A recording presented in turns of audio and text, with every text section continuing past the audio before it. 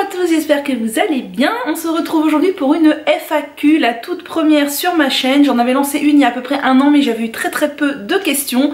Là j'en ai eu beaucoup plus, donc je m'arme de mon téléphone et c'est parti. On va répondre ensemble, enfin non on va pas répondre ensemble, je vais répondre moi toute seule à vos questions, d'autant plus il y en a des très intéressantes. Alors, je sais que tu es très axée sur le naturel, je me demandais si le zéro déchet t'attirait ou pas. Alors oui, le zéro déchet m'attire, dans le sens où j'ai déjà pas mal réduit mes déchets, je ne consomme plus de bouteilles d'eau, j'ai des sacs à vrac pour aller faire mes courses au marché, j'utilise du dentifrice solide, je n'achète plus jamais de plats préparés, je fais tout moi-même, je suis en train de peu à peu remplacer tout ce qui est en plastique par des boîtes et des bocaux en verre. Voilà, je sais pas quoi d'autre au niveau du zéro déchet.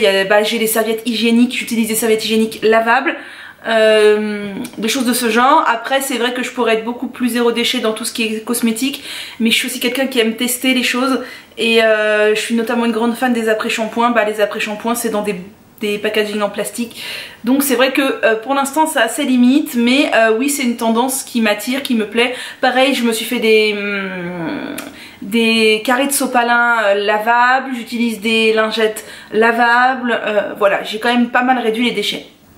Je sais que tu changes ton alimentation pour du plus sain. As-tu remarqué un changement physique, digestif ou autre?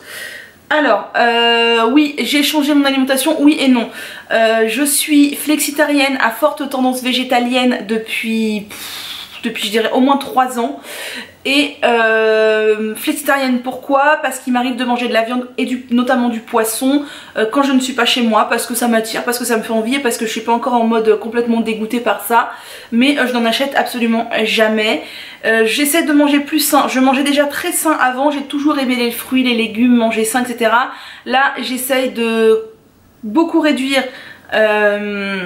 tout ce qui est produits transformés, même si j'en consommais assez peu, de réduire le sucre et j'ai beaucoup réduit le gluten, mais ça c'est pour des raisons digestives. J'ai des problèmes de reflux gastrique et ça m'a vraiment changé la vie.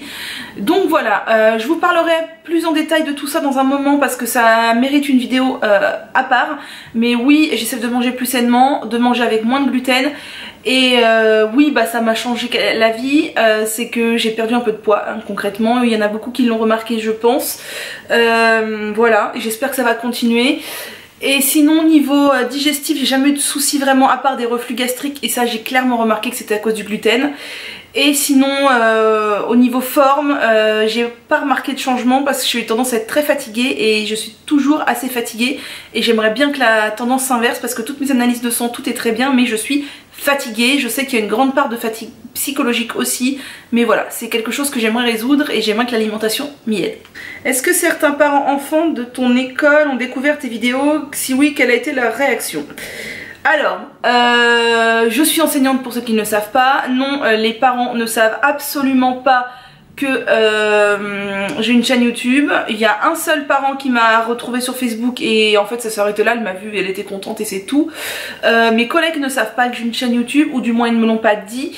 En fait je n'assume pas du tout d'avoir une chaîne YouTube auprès des gens que je connais en vrai. J'ai très peur du jugement, j'ai très peur de devoir me justifier en permanence, j'ai très peur qu'on ne comprenne pas ma démarche et qu'on me dise qu'en gros je suis là pour me la péter et pour faire comme toutes les adolescentes qui ouvrent une chaîne YouTube. Voilà, sachant que j'ai quand même 31 ans. Donc au niveau des gens qui me connaissent en vrai, je n'ai que 2 amis à qui j'ai dit que j'avais une chaîne YouTube et qui me suivent un petit peu mais pas plus que ça, et une amie qui m'a découverte par hasard et qui n'en a parlé à personne, mais à qui je n'ai même pas parlé de mes doutes. Donc voilà, en fait en vrai je crois qu'il n'y a que 3 personnes qui savent que j'ai une chaîne YouTube et pour l'instant je suis pas du tout prête à faire un coming out, à l'annoncer à ma famille, à mes amis et à mes collègues, et les parents encore moins, et c'est très bien et je veux que ça reste comme ça. Alors, quelqu'un d'autre m'a demandé, tu te vois être professeur des écoles toute ta carrière ou envisages-tu autre chose? Alors, professeur des écoles, c'est le métier que j'ai toujours voulu faire. Ma mère m'a dit, je t'ai toujours entendu dire que tu voulais être maîtresse. Et j'étais tellement heureuse quand j'ai obtenu le concours et que je suis devenue instite. J'ai beaucoup déchanté après parce que la réalité du terrain est pas du tout la réalité que j'avais dans ma tête. Pour moi j'arrive au monde des bisounours et en fait c'est pas du tout le monde des bisounours. J'aime énormément mon métier mais il est très difficile, bon au niveau physique déjà parce que je travaille en maternelle en zone d'éducation prioritaire, plus. Et voilà, bah c'est fatigant, après une journée de boulot, moi je suis rincée parce qu'on est debout toute la journée, parce qu'on gère des enfants, parce qu'on gère des êtres humains, parce qu'il faut être vigilant tout le temps, parce qu'il faut être attentif tout le temps, parce qu'on est sollicité tout le temps et que si ce jour-là t'as la migraine, bah c'est tant pis pour toi parce que les enfants ils vont pas... Alors si tu leur dis, ils vont être hyper gentils, mais ça reste des enfants, donc voilà, il n'y a pas de répit, il n'y a pas de jour où tu te dis je vais au boulot, je suis fatiguée, je vais y aller doucement, non, c'est tous les jours il faut être à 200% et c'est comme ça. Et aussi parce que la réalité du terrain est telle que psychologiquement parfois ça me bouffe, on est face à des situations qui sont compliquées, on essaie de pas trop mettre d'affect mais c'est compliqué aussi. Depuis que je suis enseignante vous n'imaginez même pas la misère humaine que j'ai rencontrée, moi c'est même pas imaginable. Je travaille volontairement dans un quartier extrêmement difficile, j'ai choisi d'y être et d'y rester et j'y suis très bien et je voudrais pas changer. Mais aussi il y a toute une part de déception alors face au système. Je suis, voilà, j'ai des grosses comment dire, des grosses déceptions, des grosses frustrations, des grosses envie de pousser un coup de gueule aussi par rapport à certains fonctionnements du système, et malheureusement c'est comme ça. Et je suis aussi très déçue de moi-même, voilà, j'avais très envie de faire ce métier, j'avais très envie, enfin je me sentais prête à faire ça, je me sentais à l'aise. Et il y a eu des circonstances qui ont fait que j'ai perdu énormément confiance en moi. Ça fait presque 10 ans que je suis enseignante et j'ai envie de vous dire que j'ai jamais quasiment eu aussi peu confiance en moi. Il y a des jours où je me lève, où je me dis que je ne suis pas légitime à ma place et je me demande ce que j'y fais. D'où la question, est-ce que tu penses faire ça toute ta vie? La réponse que j'aurais envie de te dire c'est non, parce qu'il y a beaucoup de choses qui m'attirent aussi en dehors de ça et que j'aurais envie, dans lesquelles j'aurais envie de me lancer. Mais la réponse concrète et réaliste est oui, je pense que je ferai ça toute ma vie parce que j'aime ce métier, faut pas se leurrer, il y a la sécurité de l'emploi. Et ce qui m'attire et ce vers quoi j'aimerais tendre si je pouvais changer de travail, c'est complètement incertain, ça peut être complètement ponctuel, ça peut être complètement... ça peut durer 1 an, 2 ans, 3 ans, puis s'arrêter du jour au lendemain. Et moi je suis quelqu'un de très trouillard, donc si je perds la sécurité de l'emploi, j'en dors plus la nuit quoi. Et puis il faut savoir aussi que quand on quitte un service public, on ne peut plus le réintégrer après. Enfin si on le quitte définitivement, j'entends par là, si on donne sa démission, on ne peut plus le réintégrer. Donc voilà, donc oui je pense finir ma carrière dans l'éducation nationale, après on n'en sait rien du tout. Mais le fait est que c'est un très beau métier, mais que voilà, quand vous voulez vous lancer dans ce métier là, bah réfléchissez-y bien quand même. Alors, qu'aimes-tu le plus dans ton métier? Allez, concrètement, les enfants. C'est pour les enfants que j'ai fait ce boulot là et pas pour autre chose. Es-tu heureuse? Si oui, pourquoi? Sinon, pourquoi? La réponse est non, et il n'y aura pas plus de détails parce que pour l'instant c'est trop personnel, mais voilà, il y a des éléments de ma vie qui font que... Bon, concrètement, matériellement tout va bien, j'ai un appart, j'ai un boulot, j'ai mes 4 membres, je marche sur mes 2 pieds, je suis en bonne santé et voilà. Mais il y a des facteurs extérieurs qui font que j'ai beaucoup de mal à trouver le bonheur, et pour l'instant j'estime encore le chercher, et je sais que le bonheur c'est quelque chose qui se provoque, et pour l'instant j'ai beaucoup de mal. En quoi ta vie est-elle différente de ce que tu avais imaginé? Ah bah ça c'est une bonne question. Concrètement je m'imaginais à 31 ans, instite, hyper épanouie, mère de 4 enfants, avec un prince charmant qui m'aimerait plus que tout, et avec des tas d'amis, faire des tas de projets, faire des tas de machins, avoir une énergie de folle comme j'avais il y a 10-15 ans de ça. Et bah concrètement j'ai un métier que j'aime, mais forcément qui est beaucoup moins idéal que les idéaux que je m'étais fait. Je suis célibataire, je n'ai pas d'enfant et je ne suis pas sûre du tout d'en vouloir. Et j'ai perdu beaucoup de l'énergie de mes 20 ans, et je pense que c'est en partie à cause d'une très grosse fatigue psychique. Ensuite, punaise, je crois qu'on va jamais y arriver, je crois qu'elle va se faire en 2 fois la vidéo parce que là, voilà. Coucou, je suis patient naturelle depuis presque 1 an et demi et j'aimerais savoir quel est le meilleur shampoing pour enlever un bain d'huile. Alors, le meilleur shampoing pour enlever un bain d'huile, je dirais peut-être le Propolia. Enfin, un des deux Propolia. Les deux Propolia sont très bien. Peut-être un des deux Propolia. Et je les aime beaucoup, les deux. J'utilise un shampoing solide pour les laver. Lorsque je fais un bain d'huile, le shampoing solide n'enlève pas. Ah ouais, non. Laver les bains d'huile avec un shampoing solide, je trouve ça extrêmement compliqué. Je recommande clairement un shampoing liquide. Coucou, j'ai deux questions. Quelles sont tes priorités dans la vie et que représente le bonheur pour toi? Ouh là là, ouh là là.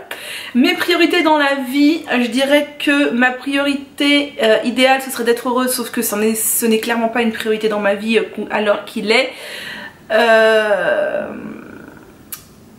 Ma priorité dans la vie c'est... je sais pas.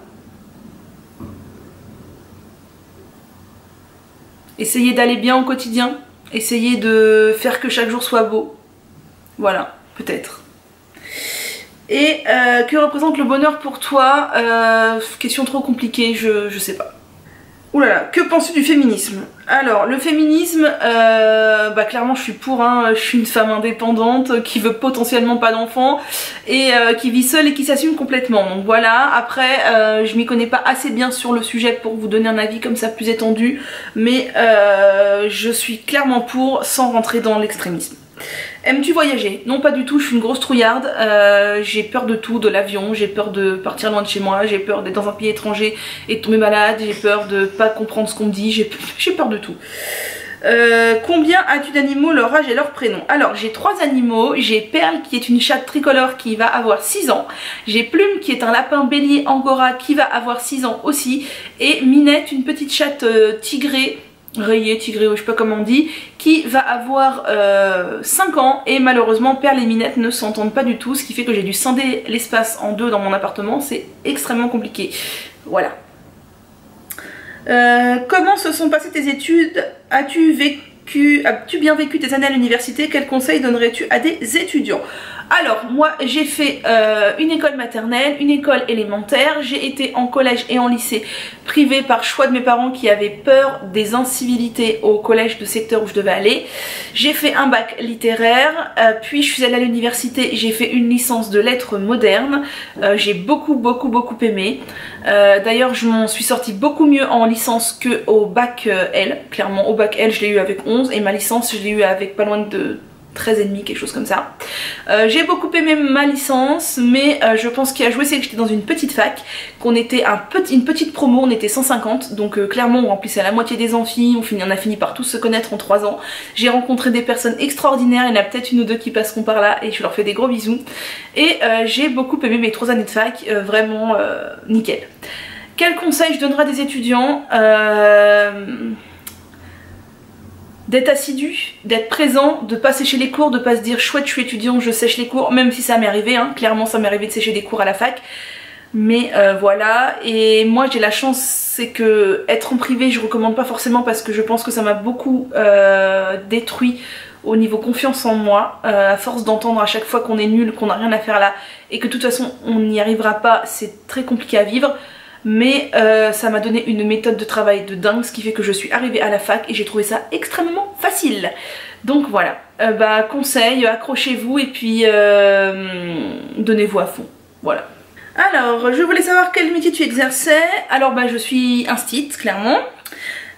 Et tes soins favoris pour l'hydratation de tes cheveux? Alors mon soin favori par-dessus tout c'est le co-wash amélioré, je vous mettrai la petite vidéo là si j'y pense, sinon allez voir sur la chaîne, c'est le soin, le must qui réussit le mieux à mes cheveux. Et pour la nutrition c'est le bain d'huile, mais mes cheveux préfèrent l'hydratation.